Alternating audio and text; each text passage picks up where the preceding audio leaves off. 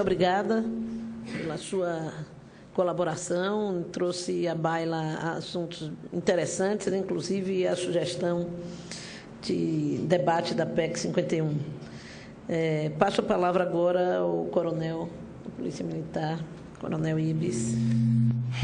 Senadora, eu não vou me estender muito, porque eu acho que o doutor Tiago foi muito preciso em tudo que ele falou. Eu penso que nós precisamos, especificamente falando em termos de segurança, de polícia, ter mais clareza com relação aos conceitos. Numa possível reforma, eu espero que ela venha, do capítulo que trata de segurança pública na Carta de 88, eu penso que o nosso maior desafio seja trazer clareza. A dignidade da pessoa humana, os direitos humanos, têm que fazer parte do artigo 144. A atividade de polícia não pode ser compreendida fora deste eixo fundamental. O que é uma polícia no Estado Democrático de Direito? O que é que ela faz? Ela cuida de gente, ela cuida de direitos. Ela cuida dos direitos civis. Ela promove a dignidade da pessoa humana e defende a dignidade da pessoa humana. Essa história de combater o crime, essa história de prender, isto também é um papel da polícia, mas o principal papel da polícia tem que estar vinculado, atrelado.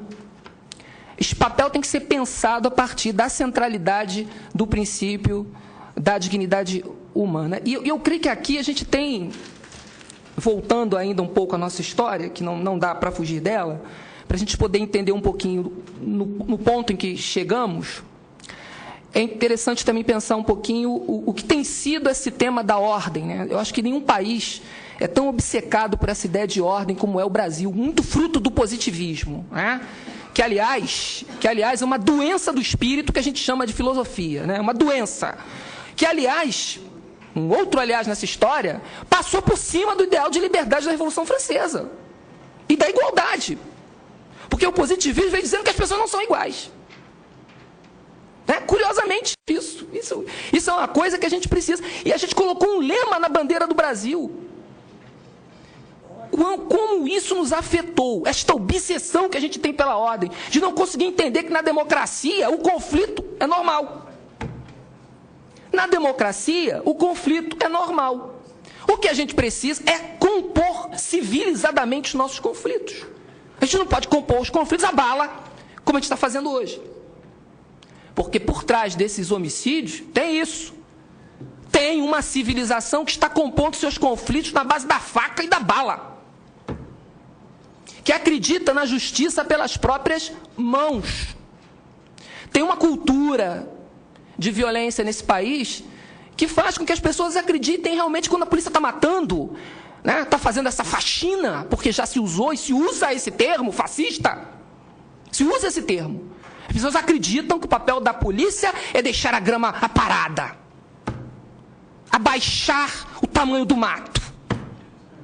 O direito penal no Brasil tem sido aplicado assim, tem sido aplicado para lidar com a exclusão.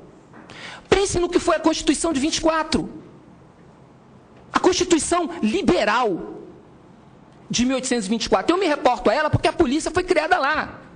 A minha polícia vem dos primeiros anos do século XIX. E o que dizia a Constituição de 24? Uma Constituição liberal. Qualquer povo da terra que lesse a nossa Constituição diria: este é um Estado liberal. Está lá. As penas de açoite foram banidas pela Constituição de 1824. Meu Deus do céu, as penas de açoite estavam banidas no século XIX, um século que a escravidão graçou até quase o final dele. Como é que se faz, na prática, esta mediação entre uma legislação progressista, moderna, que nós queremos mostrar para o mundo, e a realidade dura, concreta, de exclusão? A polícia tem feito isso. Fez isso no século XIX, fez isso ao longo do século XX, faz isso hoje.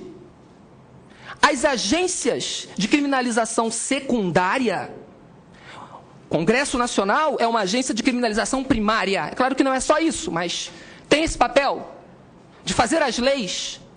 Mas a quantidade de leis que existem para serem cumpridas, as agências de criminalização secundária, polícia, Ministério Público, Polícia Militar, Polícia Civil, Ministério Público, juízes criminais, advogados criminais, enfim, essas são as agentes do sistema penitenciário, essas são as agências de criminalização secundária. Elas têm uma capacidade operacional limitada. Ora, como elas atuam? Como atuam as agências de criminalização de qualquer lugar do mundo?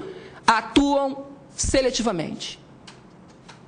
Aí, onde essa população de desvalidos, de excluídos desta nossa sociedade, e a tendência é que haja, se nós não fizermos nada, mais exclusão, porque a gente está vivendo uma revolução, né? Uma revolução que começa aí no final dos anos 80 e que anda a pleno vapor, que é essa revolução tecnológica e científica. A gente está migrando para outro tipo de sociedade, onde parece que quem estava excluído vai continuar excluído se a gente não fizer nada.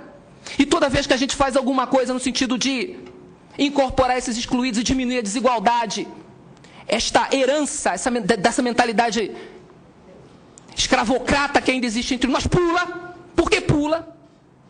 Porque não gosta de igualdade, não gosta. Que reclama de uma polícia violenta, mas que no fundo bate palma. Porque não quer igualdade. Não quer. E não existe democracia sem igualdade. Primeiro vem a igualdade, depois vem a liberdade. Uma cabeça, um voto. Igualdade. É isso que nós dissemos que queremos ser. Uma sociedade livre, justa, solidária. Está faltando muito isso. Solidariedade.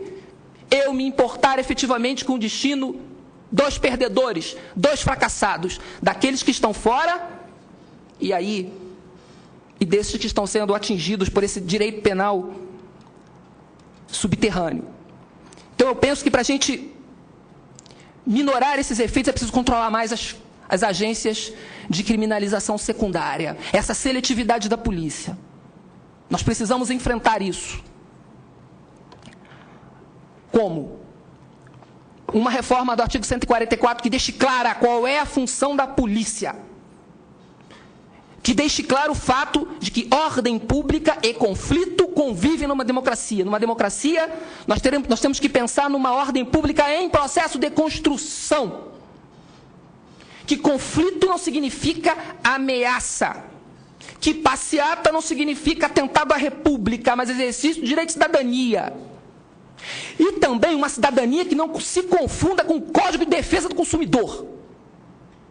Porque, infelizmente, aqui nesse país, a cidadania passa muito pelo Código de Defesa do Consumidor. O cidadão é aquele que entra no shopping center e compra. Quem está excluído do shopping center tem uma cidadania de segundo, ou terceiro, ou quinto grau.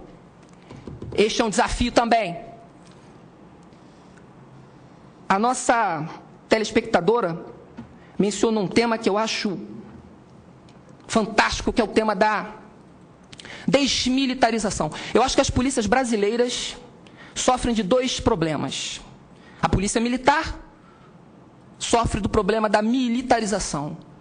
E a minha querida Polícia Civil, e eu digo isso com muito respeito porque eu sou um admirador da Polícia Civil, sofre da advogatização. São dois pontos, são duas tragédias. Uma que tenta se espelhar no Exército. E a outra que tem na presidência do inquérito alguém que é doutor em Direito, que tem uma cabeça de, meu Deus do céu, o garoto sai de uma faculdade de Direito e vai investigar. Ele estudou isso? Alguma faculdade de Direito ensina a investigar? O delegado hoje não sabe se quer ser policial ou se quer ser do mundo jurídico. Isto é um problema. Nós precisamos definir isso. Definir, simples. Porque ele preside um inquérito, que é quase um processo. A gente aqui confunde duas coisas que não podem ser confundidas. Polícia judiciária e polícia de investigação criminal. São conceitos diferentes. Quando a gente soma isso tudo, a gente tem uma dimensão do nosso horror. Inquéritos que não apuram nada. O que significa um inquérito que não apuram nada? Significa que matar é um bom negócio no Brasil. Então a gente tem um passado muito presente de uma tradição escravocrata, de um país que escravizou e massacrou índios, que, aliás, cresceu caçando índios, não foi isso? As bandeiras não foram isso? Essas expedições fantásticas que alargaram esse território às custas de caçar seres humanos. E eu, recentemente, numa operação que foi muito celebrada no meu estado, da morte de um traficante, a imprensa utilizou a expressão caçada. Caçada ao traficante. Como se a polícia, em pleno século XXI, de um estado que se diz democrático de direito, fala assim, caçadores. E a gente precisa discutir isso. O papel da mídia. Porque a mídia é uma agência cuja atuação tem um efeito direto nas práticas policiais. Direto. As agências políticas e as agências de comunicação têm um efeito direto sobre o comportamento da polícia, empurrando a polícia para dentro das favelas, para matar e para morrer, para caçar este grande inimigo público. Na década de 60 e 70, o grande inimigo público era o subversivo, era o comunista, né? Nós saímos, fizemos a transição, se é que fizemos, né? Eu acho que em termos de segurança pública a gente ainda não fez a transição democrática, mas vai lá, que tenhamos feito. Nós trocamos, como diz a professora Vera Malaguti, lá do meu estado, uma grande historiadora e criminóloga, doutora Vera Malaguti, ela mostra como nós trocamos um inimigo por outro.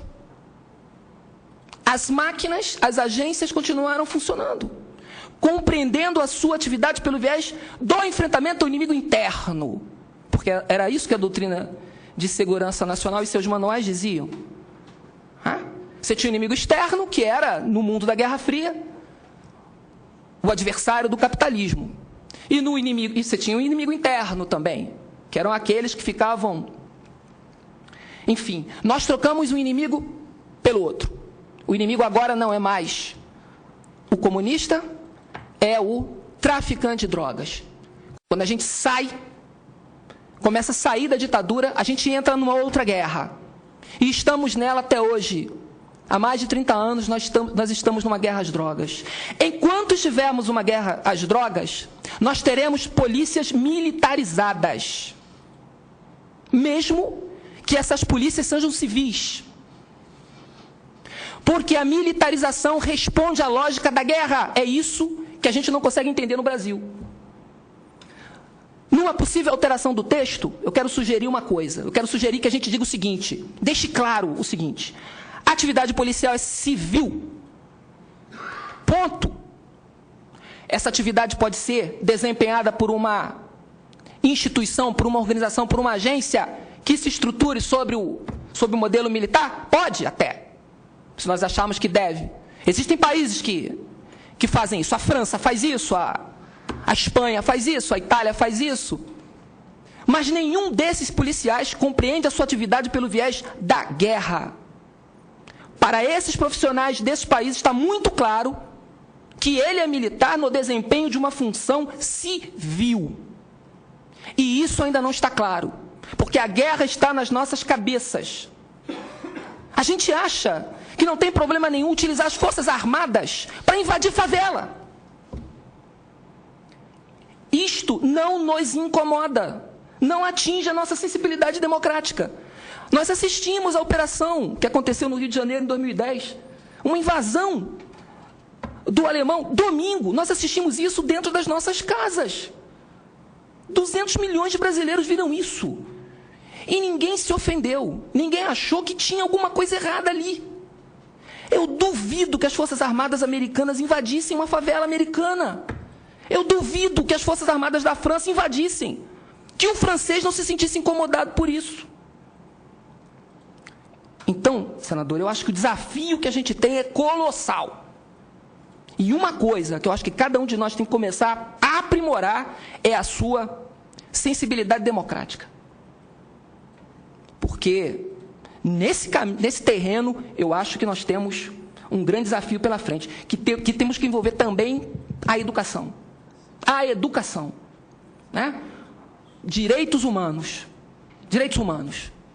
Nós precisamos envolver para que pelo menos esses brasileirinhos que aí estão não tenham que viver daqui a 30, 40 anos numa sociedade que bate palma para tortura em filme, que acha que violência tem glamour e que assiste impassível, imóvel e sem se preocupar esses indicadores absurdos de violência.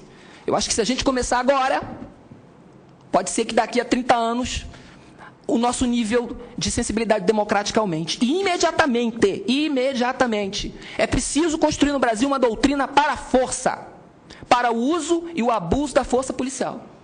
Uma doutrina que envolva, sobretudo, o nosso grande e poderoso fiscal, que é o Ministério Público. E isto dá para fazer sem mexer na Constituição, envolvendo a Senasp e envolvendo as secretarias de segurança dos estados. Isso a gente faz em alguns meses. Não precisa mexer na Constituição para fazer isso. Mas, para isso, é necessário que esses indicadores nos estremeçam, que esses indicadores nos envergonhem, que venhamos a ver nesses indicadores alguma coisa que precisa ser mudada.